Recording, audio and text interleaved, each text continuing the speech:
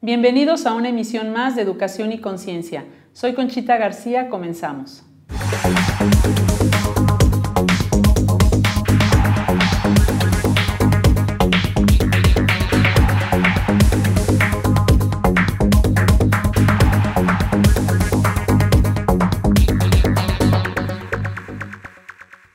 Con el gusto de estar con ustedes y desde Querétaro, México, mandamos un saludo muy caluroso a todo el auditorio que nos ve a través de ESNE. Y hoy en Educación y Conciencia vamos a abordar el tema del quehacer docente, ya que estamos muy cercanos a festejar el Día del Maestro en México.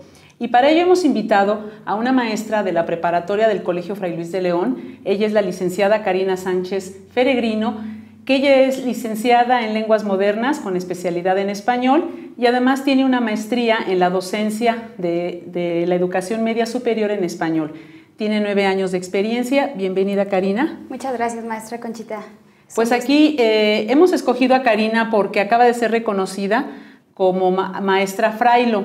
En el Colegio Fray Luis de León eso significa una maestra que vive los valores, que vive y los valores que se promueven en la institución. Y hemos escogido este tema del quehacer docente porque pues estamos cercanos a este día que se festeja en México y queremos que nos digas cómo se prepara un docente de la preparatoria, porque eres una maestra jovencita, eres una maestra que está muy cercana en edad a los alumnos. ¿Cómo se prepara una maestra para poder realmente impartir la clase y sobre todo con las exigencias que tiene ahora la nueva educación? Bueno, ser docente, para empezar, es una labor que requiere muchísima responsabilidad, porque no solo se imparte la clase dentro del aula, un docente va más allá. Para empezar, tienes que tener la convicción de que estás haciendo algo más allá de impartir un tema, de enseñar algo en clase. Ser docente necesita pasión. Entonces, lo primero que debe tener un docente es la pasión de saber cómo hacer que a los estudiantes les guste, o sea, dar ese gusto. Lo demás, lo que van aprendiendo viene solo. Si tú tienes la pasión, las cosas van. Pero ahora, en estos momentos, tenemos un problema muy fuerte que son la tecnología. O sea, el maestro ya no solo debe de estar dictando el tema, sino que tiene que usar herramientas como el iPad, computadoras, videos. Un docente tiene que estar en todo, debe de conocer un poquito más de lo que conocen los chavos. Un docente necesita un conocimiento integral, o sea, ¿cómo decirlo? Saber usar la tecnología, por supuesto que es muy importante, conocer sobre los temas y además trabajar con la inteligencia emocional, que es lo que ahorita considero es lo más importante, llegarle a los chavos desde la inteligencia emocional. Entonces, pues sí, podría decir yo que con cursos, con diferentes diplomados, pero en sí, primero debes de creerte que eres maestro. La pasión, tú hablas de la pasión, esa pasión que puedes transmitir incluso a los chicos, ¿no? Entonces, aquí teníamos que ver desde la vocación, ¿no? Si tú tienes pasión por lo que haces, bueno, es porque tienes esa vocación de ser maestro, ¿no? Realmente vemos que tú te has preparado también en conocimientos porque tienes la licenciatura en Lenguas Modernas con especialidad en español, pero también ya te preparaste en la maestría en la docencia, ¿no? En la UNAM. Y eso te da pues esa habilidad para poder impartir la clase. ¿A qué problemas te enfrentas, Cari, con chicos de preparatoria tan cercanos a ti? Porque cuando la diferencia de edad es poca, pues a veces o se quieren hacer como muy igual a ti, o te puede costar un poco de trabajo poner el límite del respeto o de que pues aquí soy la maestra yo, ¿no? Entonces vamos llevando un límite. ¿Qué dificultades enfrentas en ese sentido? Pues sí, en primer lugar eso de la edad, o sea, te ven, uno se ve joven, ¿verdad? y entonces piensan que pueden jugar, o sea, jugar y no hacer caso. Ese es uno de los problemas, pero cuando ya eres firme, sin que seas agresiva o enojona, o no, cuando eres firme, las cosas cambian y se dan cuenta de que sí pueden tener un acercamiento contigo, pero que hay límites y que hay un momento en el que aquí no pasas. Ese es uno. Otro es, yo me he enfrentado más a problemas emocionales de los chicos, o sea, van más enfocados a baja autoestima. Entonces, trabajar el español, que es la materia que yo doy, lengua española, trabajar el español y también trabajar autoestima es complicado. Tú puedes hablar, no pasa nada, pregunta. animar a los chavos a atreverse a aprender, a atreverse a preguntar. Ese ha sido uno de los problemas más fuertes. Y fíjate tú que das español, viendo ahorita cómo escriben los alumnos o cómo se escribe, ¿no? Vemos que hay mucha dificultad para la ortografía, ¿no? A pesar de que la tecnología, pues tienes el corrector, y aún así vemos que hay dificultad. Hay dificultad para hacer una redacción, para plantear una pregunta, para decir incluso lo que piensan, ¿no? Entonces, claro, ese tipo de cuestiones, ¿cómo las abarcas tú en tu clase? Bueno, hemos hecho desde poner el letrero típico, ¿no? Se venden elotes cocidos y entonces empiezan con S y con C y digo, bueno, cocidos con S, entonces ¿cómo están bordados? Con C, desde imágenes. Ajá. Si dices esto quiere decir tal cosa. Los he puesto a leer y ellos leen con signos de puntuación y entonces yo leo lo que escriben sin comas, sin esto y es como, ¿en qué momento respiro? ¿No? Ajá. Y se ríen, lo toman a broma, que en parte forma parte del español, ¿no? Así como aprendemos, nos divertimos, pero luego es, ojo, ¿qué estás haciendo? Claro. Los medios de la tecnología, claro que ayuda, pero también hace que sea el estudiante a veces perezoso. ¿Para qué me aprendo una regla? ¿Para qué sí el corrector? No. Entonces, tienen que darse cuenta que lo que están leyendo, lo que están plasmando por escrito no tiene sentido. La lectura me ayuda muchísimo para eso.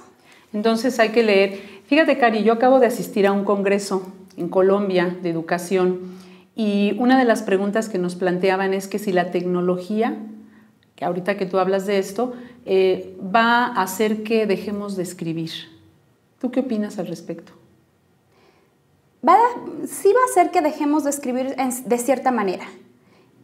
Quizá no con la pluma o con el lápiz, porque los chavos escriben muchísimo en el iPad o en la computadora o en el celular, ¿no? Escriben demasiado.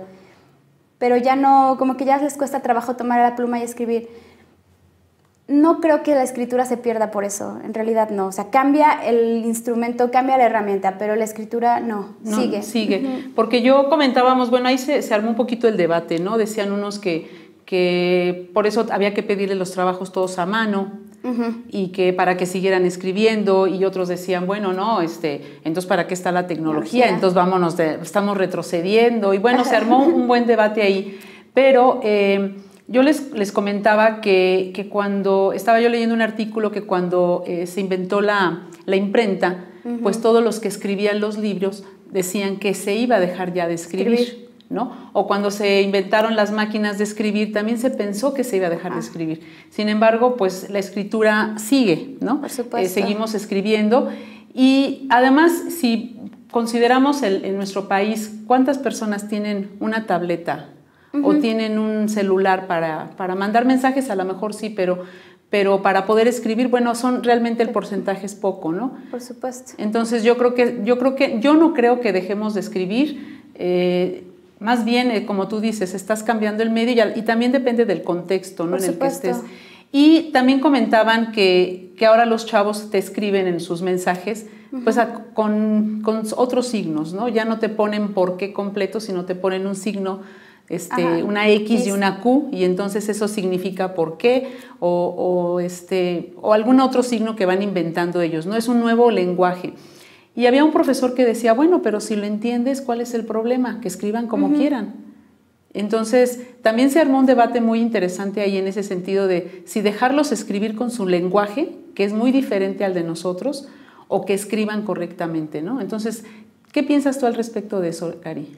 Bueno, claro, la comunicación es eso, ¿no? O sea, si tú me entiendes, está bien, pero hay reglas.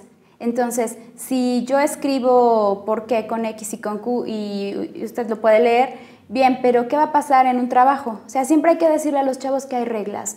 ¿Lo puedes hacer con tus amigos? Sí, de manera coloquial, por supuesto, pero hay formas de comunicarse de manera formal y entonces tienen que cambiar. Por eso es importante que sepan hacer las cosas. En la universidad, en los trabajos, no les van a recibir ningún mensaje o ningún texto de esa manera. Entonces, se comunican, sí, pero siempre hay que recordarles que tenemos reglas. Claro, entonces ahí podríamos decir que depende del contexto en el que se encuentren los alumnos, ¿no? O sea, ya en una cuestión formal, pues hay que escribir como corresponde.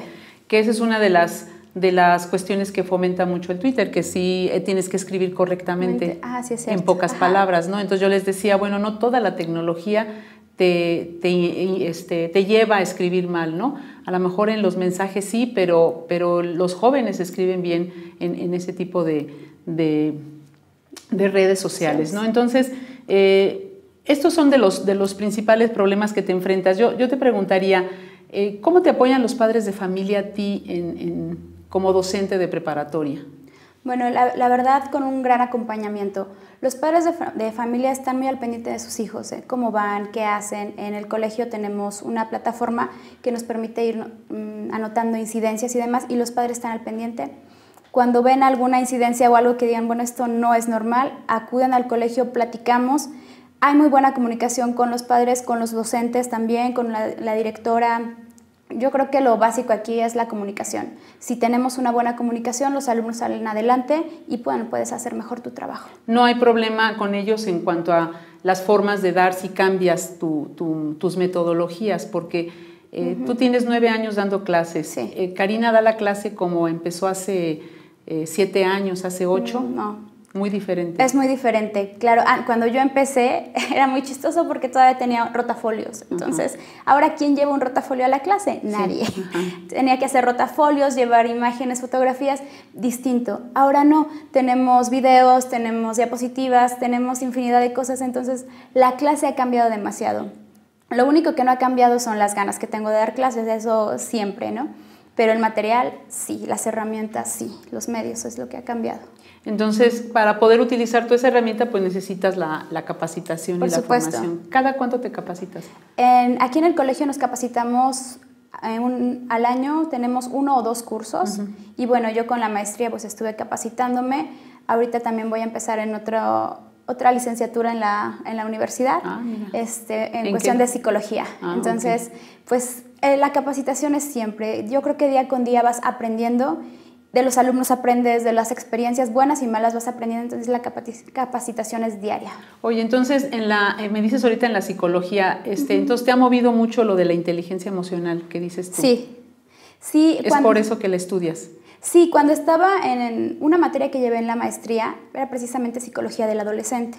Me permitió entender muchísimas cosas, como por qué contestan, por qué altaneros, por qué esto, o sea, por qué tantas cosas. Y dije, bueno, no soy yo. El problema realmente no soy yo, sino es una etapa que están viviendo. Y después hablar con ellos y no, ¿por qué te fue mal en la exposición? No, es que yo no quiero pasar, es que me pongo nerviosa, es que estoy gorda, es que estoy flaca, es que... Entonces dije, bueno, es que ¿qué pasa? Y empecé a leer e investigar y dije, bueno, la solución está en la psicología. Y dije, necesito saber más psicología. Y además, como en el colegio tengo un grupo de tutoría, dije, bueno, necesito saber más para poder ayudar y poder entenderlos, y decidí empezar los trámites para estudiar una licenciatura en psicología.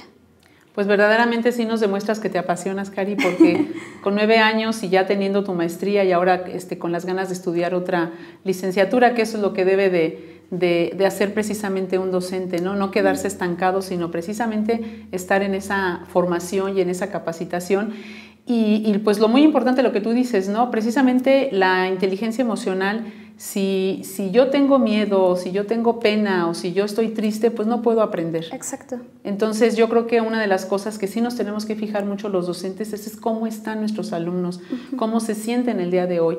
Porque si no se sienten bien, si están con autoestima baja, como tú dices, pues entonces eso, por muy buena clase que tú des y seas una excelente maestra, pues no tiene sentido, ¿no? Ahí vamos a ver que los aprendizajes que nosotros esperamos no se van a dar, y no es porque yo sea un mal docente, sino simplemente porque hay algo como las emociones que a veces no nos permiten que el alumno pueda desempeñarse correctamente, ¿no? Entonces, pues yo en esa parte sí te felicito, que quieras seguir estudiando y preparándote, porque pues precisamente de eso se trata, ¿no? Yo creo que si un médico se prepara, pues un maestro con mayor razón, ¿no? También estamos forjando personas para la sociedad, y en esa parte pues yo sí te felicito. Y bueno, Cari, pues mira, ¿qué te parece si vamos a un corte y regresamos ahorita con más del tema del quehacer docente? Y con Karina regresamos en un momento más aquí en Educación y Conciencia con el tema del quehacer docente.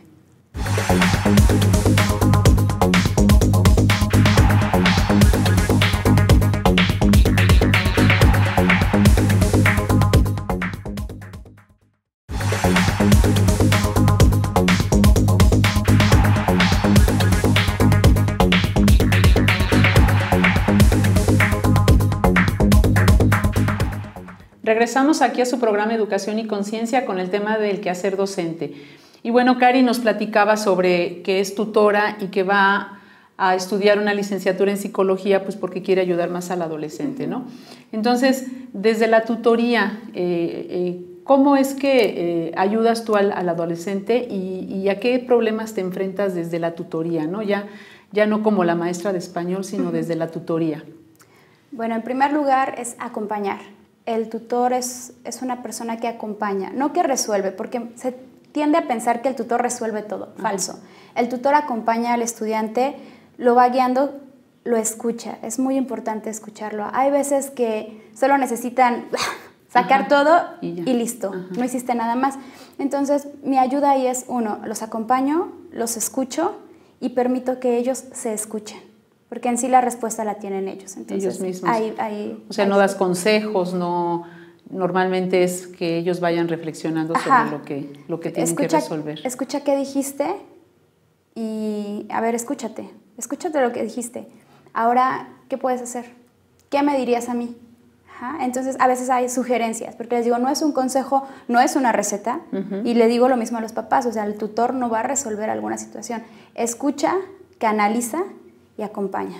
Entonces, ¿Y los papás ahí en la tutoría, o sea, esperan que les resuelvas tú las situaciones? Porque entendemos que la adolescencia, y sobre todo ya a nivel preparatoria, todavía en secundaria se puede pues todavía manejar un poquito más al adolescente, pero ya en preparatoria ellos ya se sienten grandes, ellos sienten que ya no necesitan a los papás y que ya no les tienen que contar nada y muchas veces hay como un distanciamiento entre los padres y los hijos, y entonces el tutor pues sirve como ese mediador, ¿no?, entre padres e hijos. Pero ¿cómo apoyas a los padres? ¿Realmente el tutor es el apoyo para el papá quiere que le resuelvan los problemas? ¿O cómo es esa relación con el padre de familia? Bueno, hay de todo. Hay ocasiones que sí, el papá piensa que tú como tutor tienes una varita mágica y ya, resolviste todo. Falso. Con los papás es decirles lo mismo. Yo estoy aquí para precisamente mediar, ser un canal entre la escuela, ustedes, sus hijos, ustedes, los maestros, ustedes. O sea, el tutor a veces queda como el malo de la historia, ¿no? Como el que da las noticias buenas o malas, como el que ya me regañaron porque ya avisó. Hay algunos papás que sí consideran que el tutor debe de hacer todo, pero no, hay que regresar siempre su trabajo. La responsabilidad es de los papás y dejarles claro, el tutor acompaña, no hace milagros, no resuelve vidas, simplemente acompaña y escucha. Y es que ahí, en ese problema de la tutoría, hemos visto que ahora los papás delegan muchas cuestiones a la escuela, ¿no? Hay muchas cosas de la formación que en su momento, al menos a mí, y tú estás más jovencita, Cari, pero que esa formación o esa educación no la daban en casa. Y el saludar, el buenos días, el respetar si otra persona está hablando, no interrumpir, el sentarte bien, etcétera, de ciertas posturas, todo ese tipo de cuestiones pues se daba en casa. Y ahora estas se han regresado como a la escuela, se han venido a la escuela y ahora pues los papás nos exigen que eduquemos a los niños, que por qué los niños nos saludan, que hacemos en el colegio que los niños nos saludan, ¿no? Entonces, hay que regresarles. Tú les regresas esa responsabilidad a los papás, les dices, a ver, espérenme, yo no soy la mamá, aquí soy. Sí, claro, es como así, y siempre dejarlo claro, yo no soy la mamá, y también con los muchachos, yo no soy tu mamá, yo soy la maestra, soy tu tutora, sí hay confianza, pero hasta ahí. Y con los papás igual, o sea, la decisión al final de cuentas es de ellos, la responsabilidad es de ellos. Cuando se da un caso en el que, no sé, por ejemplo, ¿qué será? Ir al médico o canalizar con el psicólogo, yo hago mi sugerencia. Yo sugiero que necesitan ir al psicólogo y no solo su hijo o su hija, sino toda la familia. Yo lo sugiero. Al final, usted toma la decisión si lo hace o no. Esa es mi sugerencia. Entonces, siempre es así. Eso es lo que yo opino, esto es lo que yo veo desde acá. Usted sabe cómo es realmente porque usted lo vive, pero regresar y no tomarse las cosas, porque no son nuestros problemas. Puedes encariñarte con los muchachos, que te caigan muy bien los papás, pero al final de cuentas no son tus problemas, son de ellos. Siempre aprender a esto es tuyo, esto es mío. Claro, esa parte de no cargar con las situaciones de los alumnos, ¿no? Creo que eso es algo que tú dices que es muy importante, poner un límite, ¿no? Hasta dónde llega el tutor y hasta dónde tiene que llegar el alumno también, ¿no? Entonces esa parte me parece muy importante.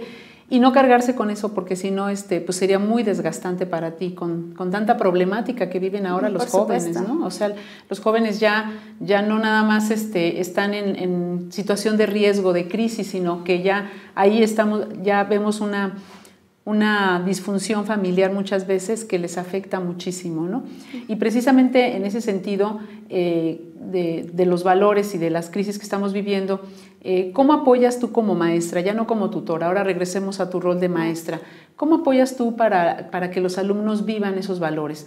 Porque tú no solamente llegas al salón de clases a enseñar español, ¿no? Ni a escribir bien o a que lean correctamente.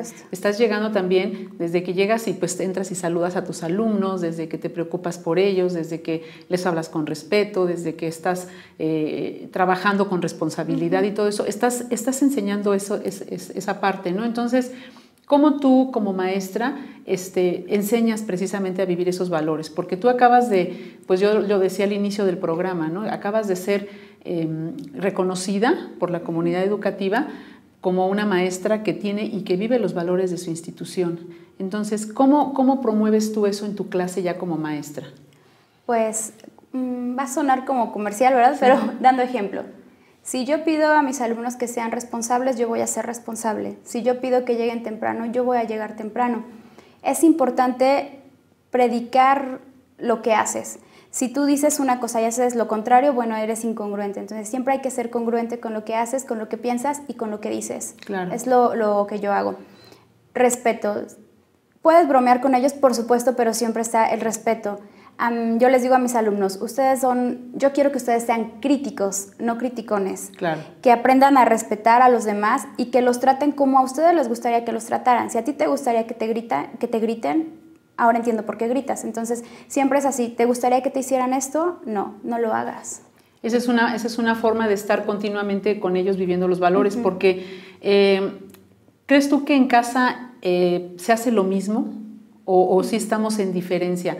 ¿Estamos en el colegio enseñando valores y en casa se enseñarán valores o realmente están como olvidados? Porque muchas veces papá y mamá se dedican a trabajar, ¿no? Porque la cuestión económica se ha vuelto muy importante, entonces ya no es tanto buscar el ser, sino el tener, ¿no? Entonces, a veces hemos visto muchos jóvenes descuidados, abandonados, porque los papás están ahí, pero no están ahí, o sea, están en el trabajo o están simplemente en otras actividades, ¿no? Entonces, ¿crees tú que estamos en la misma línea que los padres de familia con los valores?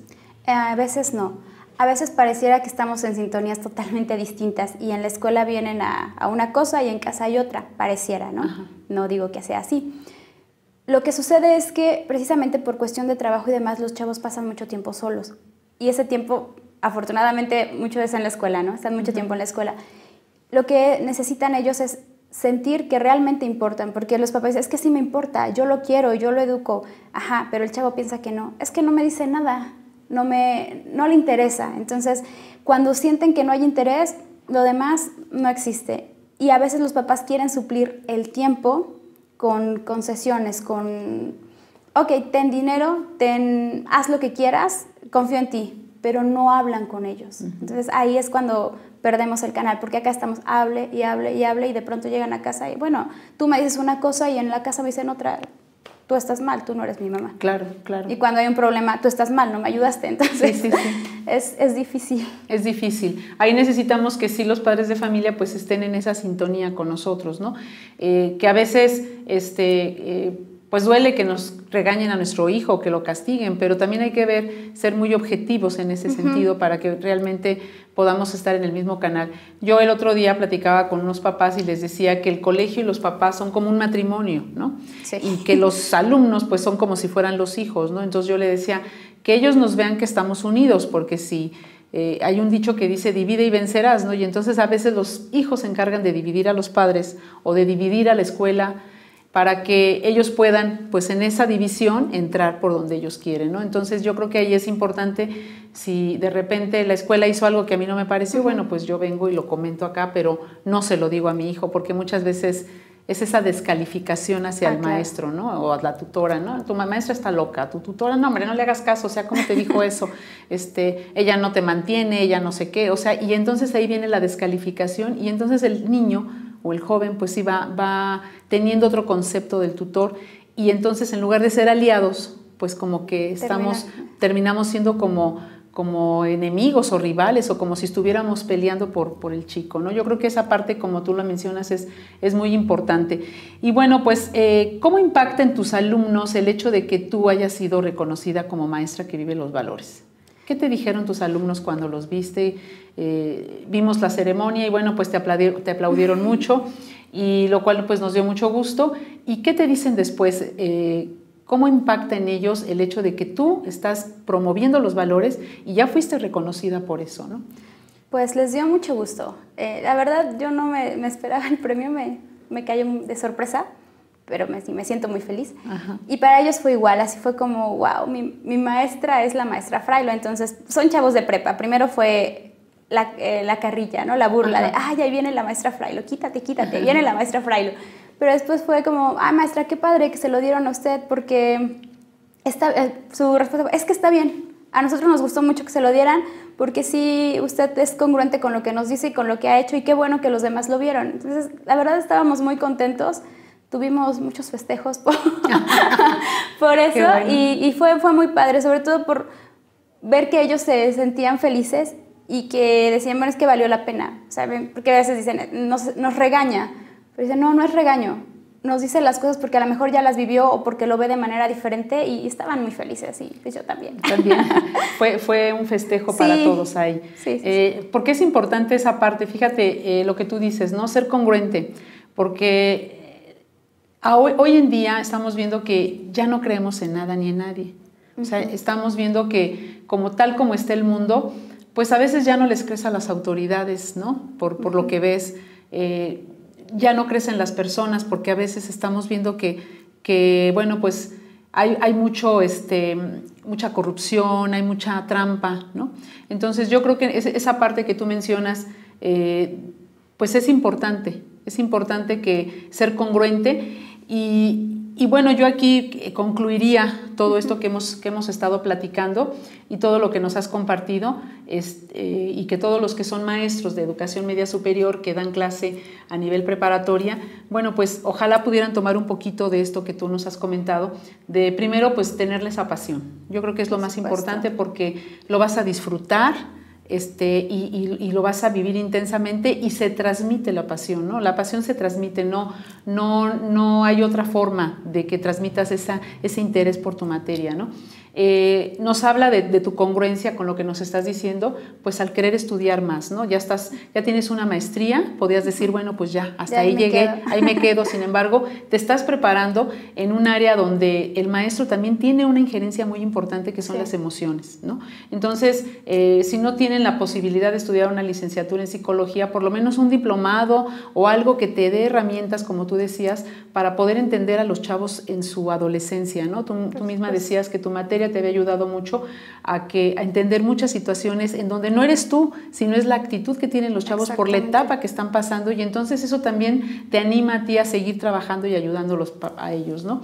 La alianza con los padres de familia, que es tan importante, ¿no? Que no nos descalifiquen como escuela, que no nos descalifiquen como maestros. Si algo no les parece, es importante que se acerquen y lo platiquen acá, sin que el alumno se dé cuenta, para que el alumno siempre tenga al maestro pues en el nivel que tiene que estar, ¿no? Con una persona que se le respeta, una persona que está preparada y que me está ayudando a mi formación, no una persona que está loca, una persona que no sabe lo que hace, como muchas veces he escuchado yo papás decir, ¿no? Entonces eso es importante que hagamos esa alianza, y bueno, además de formarse y de actualizarse en estos medios y en esta tecnología, ¿no? Como tú dices, mi clase ha cambiado muchísimo de 9 años para acá, entonces yo creo que sí es importante que también se actualicen en los medios, en toda la tecnología, para que esta sea una herramienta y no sea algo que se oponga al aprendizaje, sino al contrario, algo que te ayude al aprendizaje. Ya está ahí, bueno, pues vamos a utilizarlo en pro de los aprendizajes. Y bueno, pues darte las gracias, Cari, por haber aceptado esta invitación, felicitarte por tu reconocimiento y por esa pasión que muestras y porque te estás preparando, y que seguramente tus chicos de preparatoria, bueno, pues van a ser los beneficiados con todo esto. Y bueno, pues despedirnos del programa agradeciéndote que hayas aceptado la invitación, y bueno, pedirle al auditorio que pues nos volvamos a ver en otra emisión más de Educación y Conciencia con más temas de educación. Hasta la próxima.